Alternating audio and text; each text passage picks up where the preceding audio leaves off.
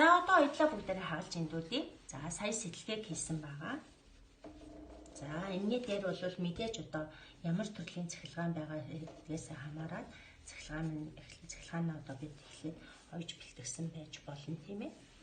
За ингээд арын голын оёдлыг хагалж эндүүдлээ.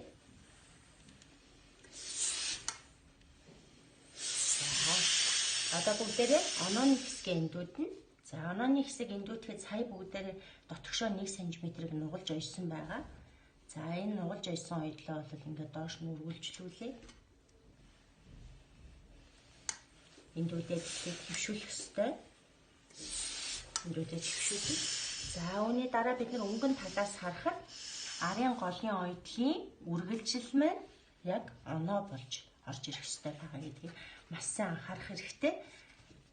За энэ дээр хэрвээ оноо маань хит одоо муухай ойсон болвол тийм ээ буруу ойсон болвол яг энэ оёдлоос доош ийшээгээ цүлхийх ч юм уу, за ийм хэлбэр тийм ээ, морийн хэлбэр гарах ч юм уу, аль эсвэл одоо хит ингээд тоош хоошоогоо татагдаад оноо ингээд ангаах ч юм уу тийм ээ, ийм хэлбэрүүд үүсч болдог.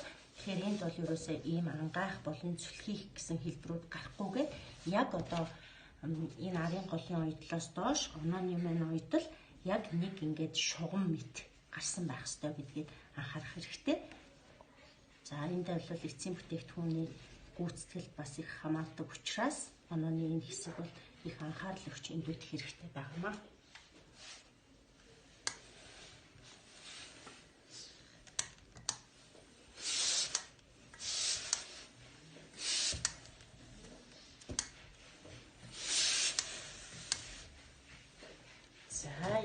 Ингээд эндүүд итлээ.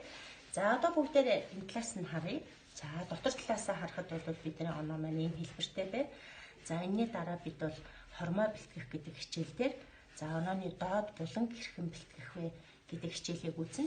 Мэдээж одоо хормойг нугалж оёход энэ онооны маань хоёр талд нь оноогоо за дарах болон дарагдах хэсгийн булангууд бол бас бэлтгэх технологиуд байгаа. За ингээд бэлтгэсний дараа онооны энэ буланд ийм давхцал бол үүсэх ёстой гэдгийг анхаарах хэрэгтэй тийм ээ. За энийг бол бид дараагийн хичээл дээр үзнэ. За одоо бүгдээрээ оноон дээрээ гоёлын даралт оёдлыг хийж өгч болно. За даралт оёо нь бол ямар хэмжээтэй байх вэ гэвэл онооны энэ дээд ирмэг дээр давхцсан яг энэ хэлбэрийг давтсан хэлбэртэй за өнгө дагуу утсаар за онооны урттай ижил өргөнтэй ижил байхаар онооны өргөнтэй ижил байхаар даралт оёдлыг хийж өгдөг. За оёдлыг хийхээс өмнө мэдээж бид яг тэмдэглэгийг хийгээд энийхээ дараа шулуун оёдлын машинаар эхлэл төгсгөлд нь бөхлөөд дарж явах хэрэгтэй байгаа. За энд нэг зүйлийг багш нь анхааруулж хэлье.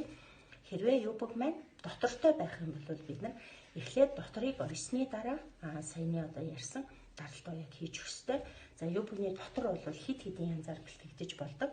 За онооны энэ ирэмгүүдэд нийлүүлж ойсон байж болно. Эсвэл оноог одоо энэ хэсэгт нь одоо нөхөлж гаргасан байж болно тийм ээ. Доторыг их биетэй нэгтгэх технологи нь ямар байдгийг бэ гэдгээс хамаарна гэсэн.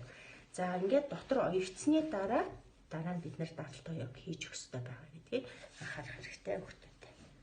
За ингээд анхаарал тавьсан явдал баярлалаа.